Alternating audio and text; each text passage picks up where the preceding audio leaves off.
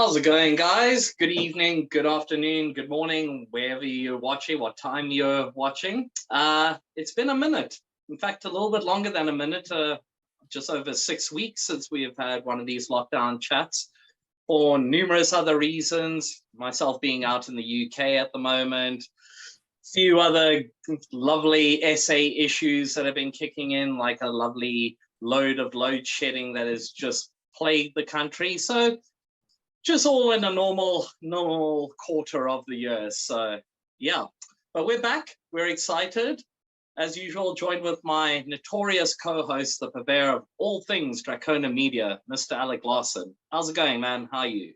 Yeah, it's good. It's been a while, eh? Lots of things have happened. You mentioned load shedding. I've had a little bit of the dreaded COVID. But other than that, everything is all good. Can't really complain. Yeah, it is what it is. Yeah. Yep. This is life in South Africa, I guess. But yeah, as events slowly start opening up, things have started to loosen up quite a bit, even though the dreaded Omicron is still plaguing this country and all countries still. The event industry is slowly starting to get some momentum. So with that in mind, we thought no better idea than to bring another fresh talent, although familiar faces to the chat under a new name, a classic doom metal purveying name of power, Orphean Passage. Today we're joined with Justin, Patrick, and Malcolm. Welcome, guys. How's it going? Hi. Hey, everyone. Hey, good to be here. Yeah, it's good to see you guys again. It's awesome to see that this project has finally kind of come into fruition. So let's actually hit this conversation off and kick it off with you, Malcolm. As I said, it's been almost a decade in the works, apparently, with this project. So perhaps break down like the entire process and why now? Why now did the project come into fruition? Please. I'm going to hand this over to Justin because he was the originator of the entire project from the get-go. Nice. Yeah, well, this thing has been a labor of love, and I emphasize both the labor and the love in that in that sentence. It's been going on for more than 10 years, struggling through to find the right people, complete the songs, to the level that we'll be satisfied and happy. And we would love to have been able to showcase what we've been working on a lot sooner, but everything was slowed down in over the last 2 years with COVID and everything. So we made it our aim that once the world seemed to open up again, that we'd be ready. And well, that's now, and we're excited to share it with everyone. That's awesome. Maybe Malcolm, maybe you can answer this. Tell us a little bit about the origins of the name, what it means to you personally. Once again, I think the best person to answer the question about the name is Justin. Cool. Yeah, so let me start off. I think the easiest way to explain it is to have a basis, base knowledge surrounding the myth of Orpheus and Eurydice. It's a Greco-Roman myth, and well, to summarize a really long story, basically Orpheus descends into hell, or Hades, to try and bring back the soul of his departed wife, Eurydice, and there he meets with Hades and Persephone, and he moves them with his music. It actually brings the Lord of the Underworld to tears, and they strike a bargain whereby he is able to bring her back into the realm of mortals, but there's a condition. As he's leaving the underworld, he's told that he mustn't turn around.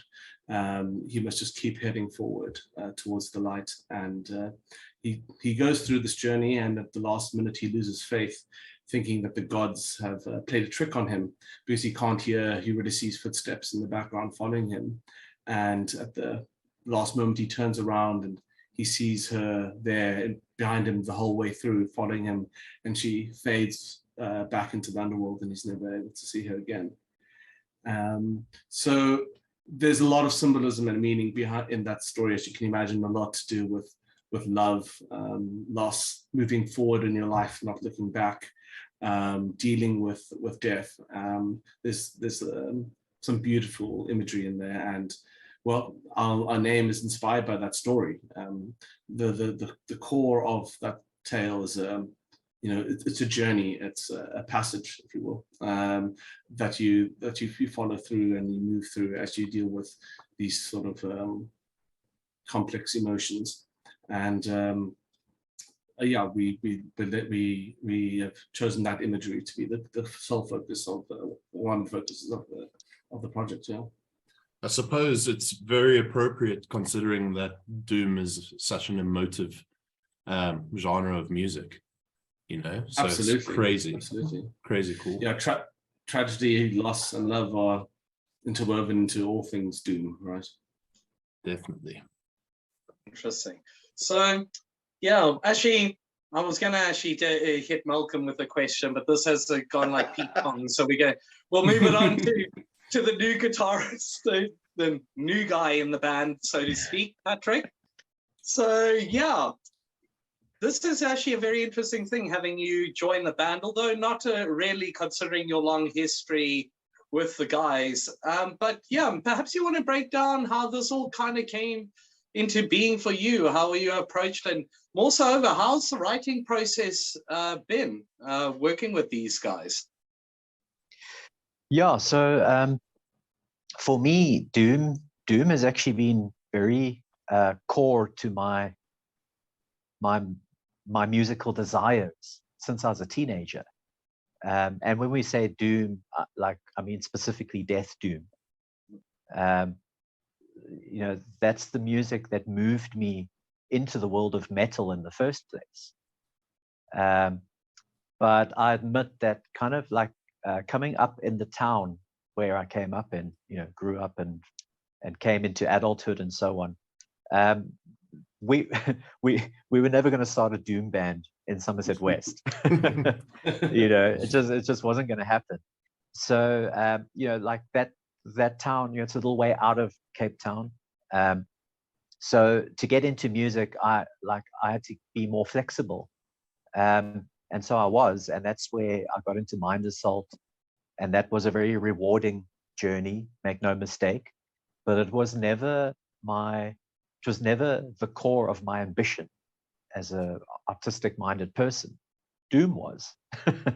So I don't know how long I was on Biggie's and Malcolm's radar, but I remember I was. I mean, I've been very busy. I've been in a band called the Thunder Gods, which was an Monomath tribute. I've been in Terminatrix. And my time with those bands kind of ended in 2015 and 2017, respectively. But at the end of Terminatrix, I joined a band called Voltomato, which was also like melodic death metal, and that was great. But my time with them ended probably about just a year after I started. And like these two guys swooped in like almost immediately. But Yeah. we would have swooped in a lot earlier if you hadn't been geographically so far away. Yeah, I can say that. I mean, I met you in 2004, 2005, around about there. Yeah. And from then I knew already that, guitarist who loves Doom, and it was always in the back of my mind, check if Patrick's free, and we struggled to find the right person, but I was always hoping that Patrick would be able to participate, and when the timing was right, I was there. But I guess that's what it really comes down to. It comes down to timing and the timing being right. So it's like, I think for me at least, as things are now, it's as they always should have been, always had the potential to be.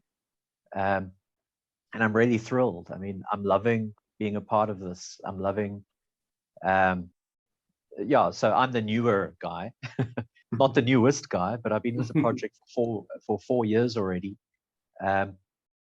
and a lot of the material was already there. So in terms of contribution, it's like, I wouldn't say that there's a great deal of my writing present at this time in the band, actually. But there is a lot of stuff kind of like cooking on the back burner that I think once the first album is out, we'll look a bit more broadly at who can offer what. But I have enjoyed adding, let's call it my fingerprints to the existing material, like my own ways. And I think the band has appreciated it too. 100%. From where I sit, it's a match made in heaven. That's or awesome. hell, Hades hell. I can tell you Match from made in the past underworld. experience. I can tell you from past experience working with other guitarists as a guitar duo, there are very few people with whom I've enjoyed working as much as I have with Pat so far. It's a privilege. Awesome. Aware. Bromance moment. Romance moments. I didn't want to even speak. Yeah. I didn't want to ruin the moment. Yeah. You've No, it's got two to ways, compliment each other, you know. I mean, I just complimented him, but I mean, two guitarists together. It's kind of like, I think very often in this form of music, in a lot of the time of the song, it's a driving force. And if you don't see eye to eye, and if you don't work well together, and if you don't understand each other, it makes life very difficult. I mean, it's a dance, right? And if you aren't in sync, you're gonna fall. What, pas de doom? Malcolm, the last time we spoke to you and Justin, it was talking about League of Doom. It was roughly a year ago, I think. It was ages ago, yeah. Yeah, I think last July was our Doom month. So Yeah. Wow. yeah, it's crazy. But there were potential hints back then about this great project that you guys are doing called Orphean Passage. Moving forward with events opening up, do you guys have any plans to have like a couple of specifically doom metal themed gigs? Yes, absolutely. It's obviously a great opportunity to plug the event on the 30th of July, which is the band's official live launch.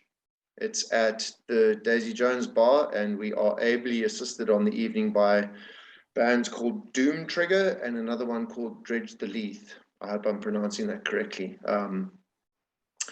So yeah, 30th of July is our official launch to the public. We have a number of shows planned after that, although nothing 100% confirmed.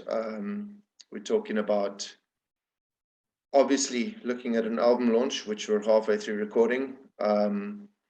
We are in talks with several bands from our country for different shows. We spoke about the Mountains of Madness shows that the League of Doom put on before. So we are looking at a repeat of those. We're looking at working with a band called Portraits of Flesh from Joburg on a separate event. So yeah, hopefully between now and the end of the year, after our launch, we're looking at 2 or 3 big shows. Venues are difficult, they're tight. The decent venues are booked up months in advance, but we've got we're really excited about the launch show on the 30th because Daisy Jones is an incredible venue.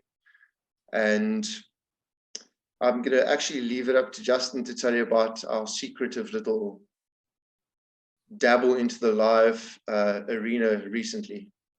Oh, nice. Yeah, segue into him because I was going to literally deep dive this event that's coming up and lead it on to Justin, because I was curious as to when you guys decided to actually pull the trigger on, okay, we're going ahead with this debut set. We've got essentially one of the best venues in Cape Town, arguably the best venue in terms of a quick one night get in and go and blast with great acoustics and great sound and all of the rest. So yeah, Justin, when was the decision made to pull the trigger and say, okay, now we're ready to perform? We're ready to expose ourselves to the world, so to speak. Yeah, it can be quite daunting to unveil yourself after such a long time, and the decision to do that and how we were going to do that is something that I've obviously been thinking about for a long time. The first thing that we wanted to do was to put on a private show for our wives, partners, family, that sort of thing, which we did the end of June, a couple of weeks ago, and that was a really intimate affair where we played we rented out at the Milton Playhouse Theatre. It was a sit-down event, and we performed for them, and that was really special, and that was a big relief emotionally, because as you can imagine, after working on something for 10 years, there's a lot of yourself that's put into it, and I think it needs and deserves the respect that a show like that can do. But we want, and we're very excited to share it with everybody, you know. And so the thinking was, okay, we can do that first when things are safe to do, and then we're going to do a show at the right venue and at the right time. And Daisy Jones, which is a newer venue, maybe consider comparing it to things like Mercury and things, but having attended some events there, seeing what the operations like, speaking to other bands that have been there and worked with the venue, this it's only positive that we can say, and it looks amazing, and we knew it had to be there.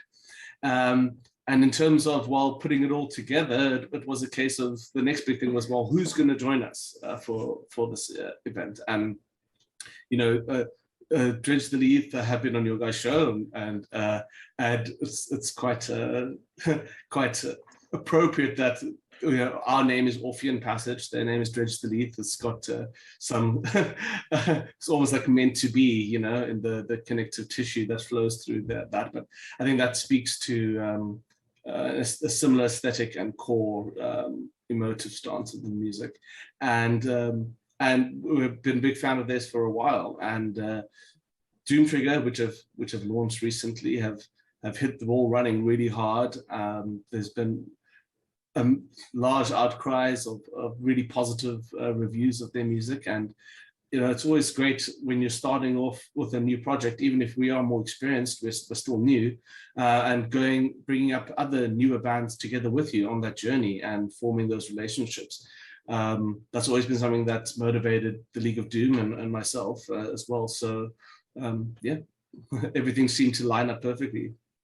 Very much. That's awesome. Patrick, I'm going to direct this to you. It's kind of a off-the-cuff question, and Lyle will have to forgive me for my impromptu nature.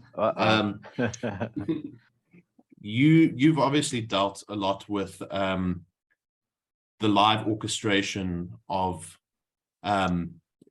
specifically like Mind Assault's symphonic elements live, and I know that Orphean Passage has a keyboardist. But Death Doom is also very synonymous with huge orchestration and tons of layering.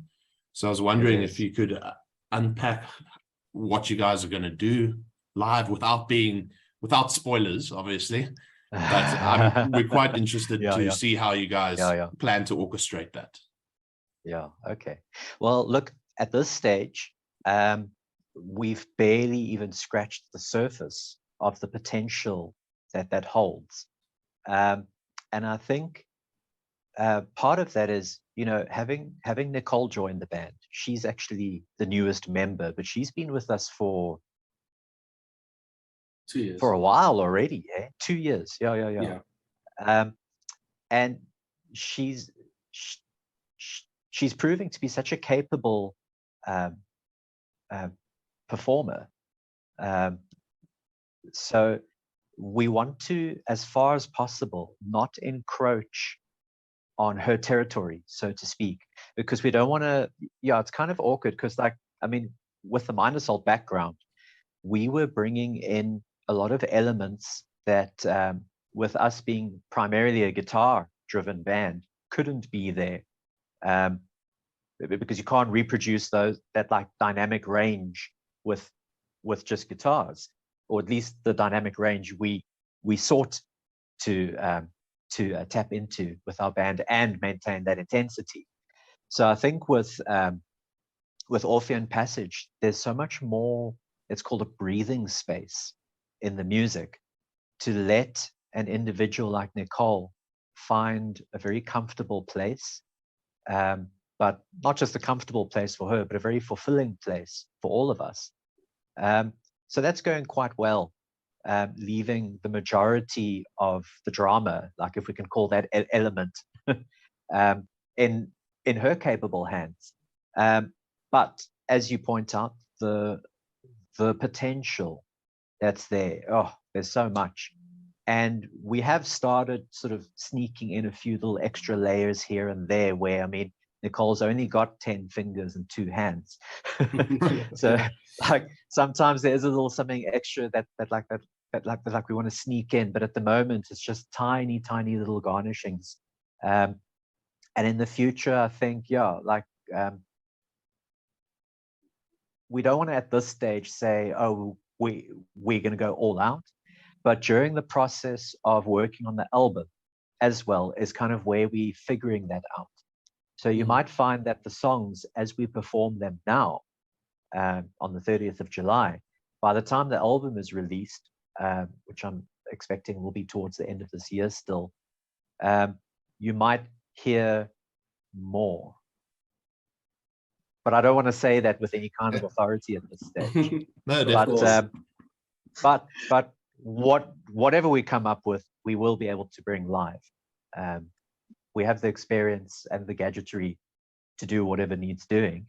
And speaking of the gadgetry, something that like we did do with our show now, which I'm personally very excited about, is lighting. You know, like I've always felt that lighting is such an integral part of the live performance experience. So yeah, with a bit of technical wizardry, we've managed to actually put together a light show that goes with our performance. That's awesome. But yeah, it's quite a huge task. So Yeah. we're probably not going to do that at every concert we do, but we're going to try and do that as often as we can for the complete experience as we intended. Yeah, so I'm so excited about this band. I don't know, I can't. Yeah, it's like tapping into a few new tricks, really. You know, things to just enhance the performance experience for us and for the audiences. Of course. And I mean, it's something that all of you guys have always taken a lot of pride on was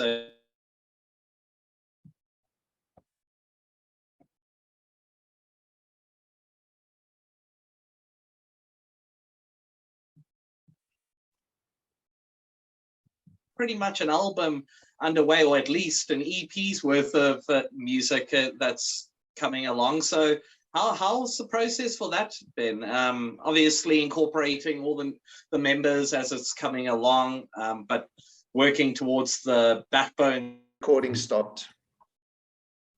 Sorry about that. Yeah. I think Right. the infrastructure is Yes, falling over, but Justin is responsible for writing the vast majority of the bulk of our material, and we've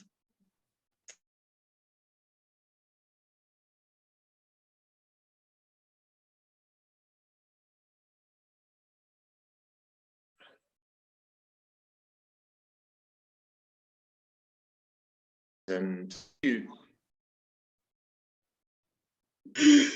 Hey guys. Okay, so it seems like Alec has been disconnected from the conversation because of essay reasons. So yeah, us being the consummate professionals, we're marching through this doomy storm right here. We're going to continue it and follow up with the question that we hit Malcolm with earlier, which was pretty much as Alec was saying, this is still early days for Orphean Passage. But you have mentioned that you guys have been working on an album and it's been coming along pretty swiftly. So yeah, why don't you actually tell us about the whole writing process here and how it's been going now that there's basically a set list in mind? Okay, so going back to, I don't know where it cut out, but Justin is responsible for writing the bulk of the material. He basically came up with a whole body of material, and we have colored in here and there, tweaked here and there, rejigged where we needed, a lot of arrangement changes, and you know, contributed in various capacities to different melodies, lyrics, that kind of thing. But the full body of work is complete, as complete as it can be when you start to record an album. It's album ready. The recording of the album started a while back, actually.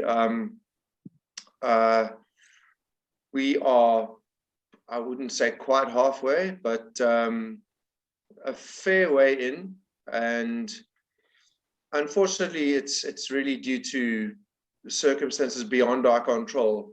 We've put a tiny little halt on it, but also once these initial shows are over, we can really concentrate really hard on getting the rest of it tracked, and then, you know, the mixing and the mastering and the exciting stuff that you are a part of, but you're not a part of because you've put your feet up and you've done your part, and, you know, then you sit back and listen and go, okay, this, that, the next thing. But yeah, the full body of work is underway in the studio. It's very exciting.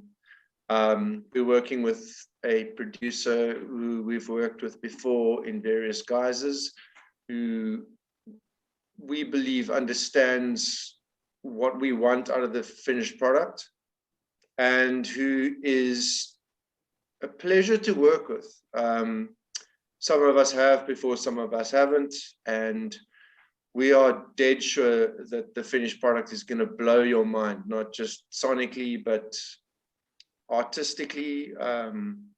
I think Biggie can also comment on the artwork that has been worked on for this project. So there you go. Yeah, actually, yeah, that is a perfect segue, because we wanted to actually delve a little bit into the artistic representation, the theme, and the entire. I guess musically and sonically speaking, you have a lot of variations of doom metal. Are you guys tethering on the 22-minute, 23-minute long montage tracks? Is it more short and comprehensive, like My Dying Bride? Artistically, also, Biggie, the question has to arise. Did you have a preconceived idea about the project before the name had become the name? All of this, did you have an artistic idea running through your mind? All of these questions. Yeah, well, so to answer the first one, we do have some lengthy, you know, 11, 12 minutes sort of songs, as well as some short ones. Nothing that's stretched up to 20 minutes plus yet. But yeah, so I think there's a healthy combination of the two. In terms of direction of the songs, I think the biggest thing for me was always speaking true to the emotions that were prevailing during the time of writing. And I think that really guided what direction the song would take, the identity of the song, and then, you know, incorporating everybody else's emotions in the band as well into it, and finding the soul of the song.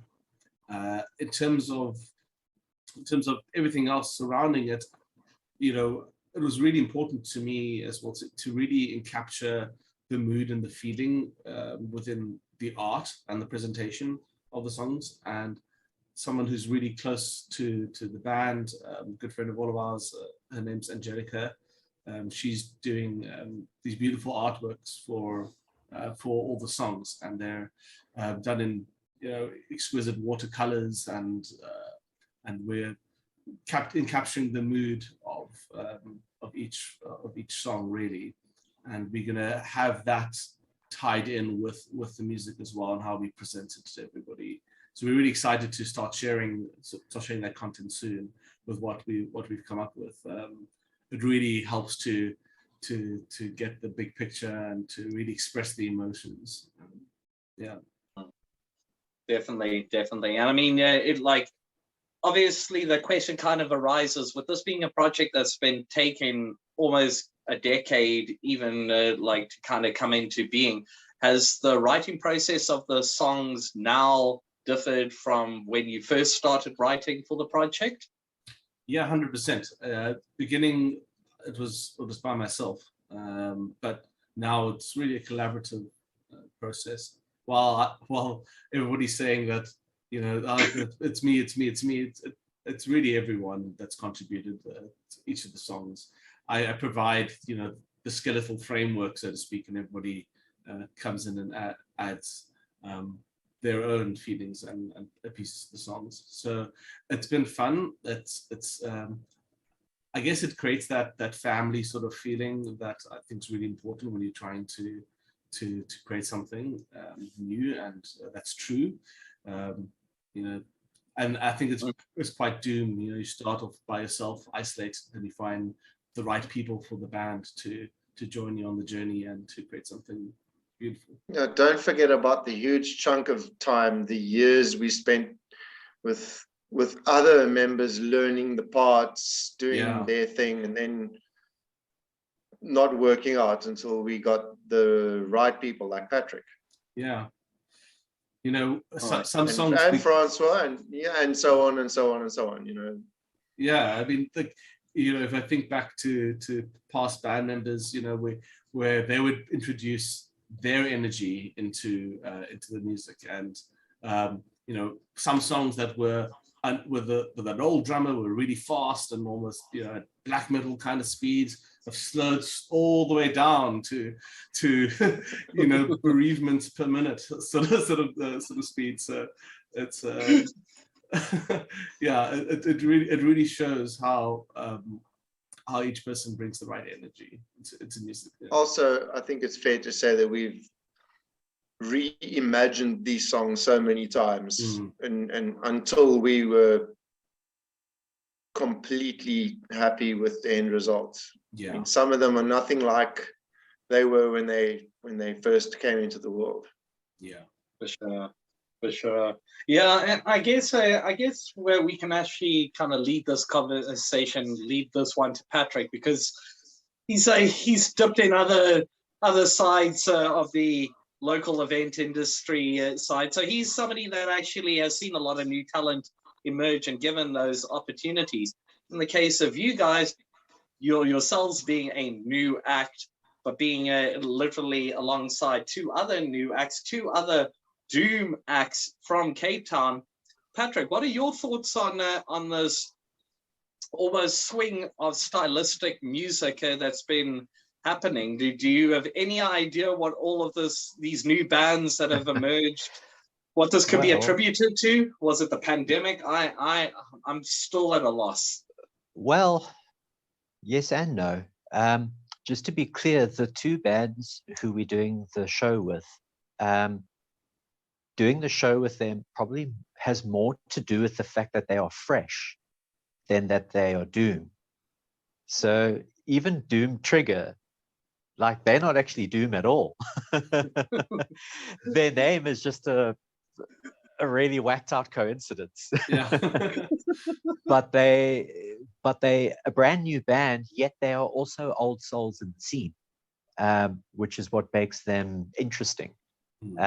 And they have done one show so far, very recently. So the show on the 30th will only be their second.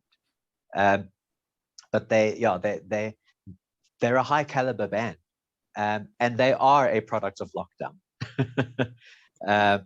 You know, Kenny, he's the one guy who I know a bit better than the rest of them.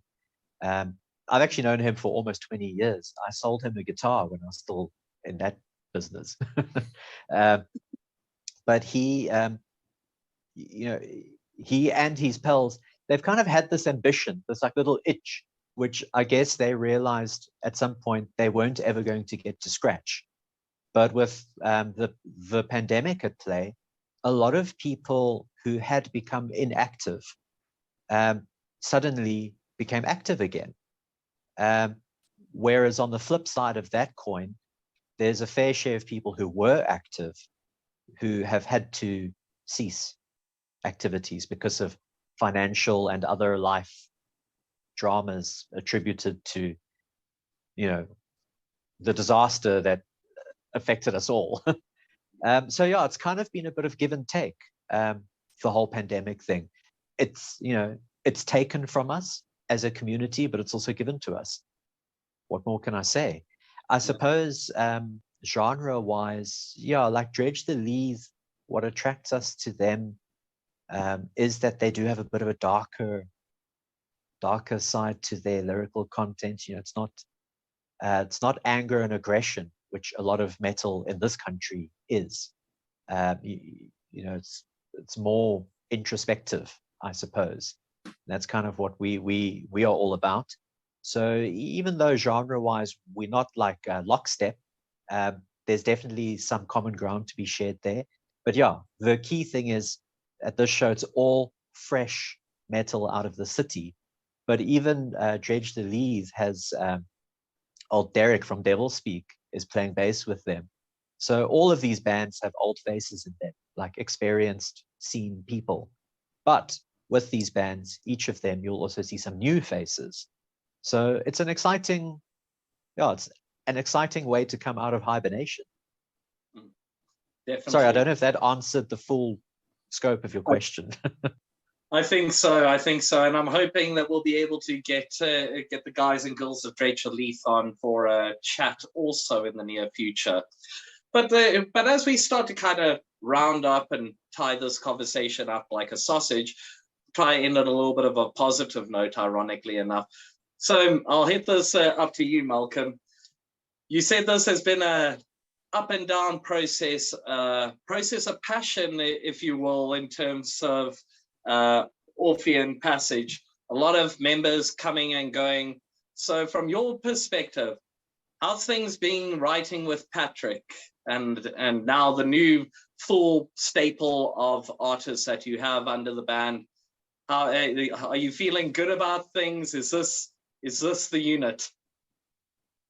Well, I'd say fortunately and unfortunately, I've worked with quite a variety of people over the years, also including all the ex-members of this project. Yes, I completely agree that what we have now is the best, most fulfilling lineup that we could have. On the face of it, you'd go, wow, interesting choice in this and that position, but it works. It really works.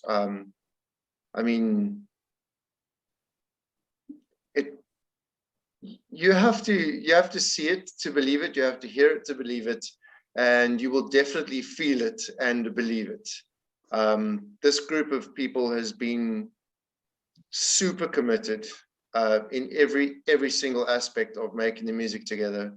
We're all, being in a band together creates good friendships, but some of us were really good friends before we started, and those that weren't necessarily have become part of the family.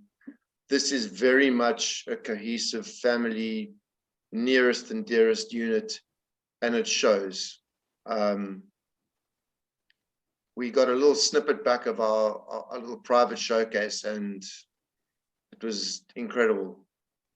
Seeing just that intimate energy between members on stage and knowing what it's like in the rehearsal room. It's amazing. I can't wait for everyone else to experience this.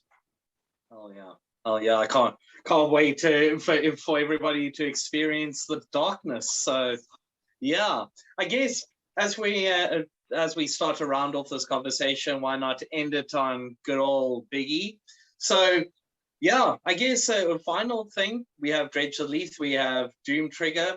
Are there any other plugs that you want to make? In terms of links, we'll include all of that in the description. But yeah, any final thoughts about the band, about the the gig coming up, Justin. Share your thoughts. Well, I think we've covered things quite well tonight, but I think I would say that I hope everybody can come through on the 30th of July to Daisy Jones Bar and come hear it for yourself and come experience it for yourself. I'm sure that you will not be disappointed. We've got a wide variety of music, that's going to be available across the 3 bands, all emotive, powerful, dark, heavy, whatever your flavor, So, yeah, that's Can't wait. If I may, a little shout out to a couple of institutions that have been very instrumental in helping us get to where we are. You can Paul Botham Music, obviously, always very supportive. Gear Junkie, guitar work, a whole bunch of other people who've helped us out with artwork. It's Angelica, Owen. The list goes on, but those people definitely deserve a shout out. Of course. Hell yeah, and thank you to you guys for finally bringing this project into fruition. It's awesome, and it's just the beginning of this dark, windy road. So yeah, looking forward to experiencing all of this, looking forward to hearing the new music. And yeah, again, Justin, Malcolm, Patrick, thank you so much for taking time out.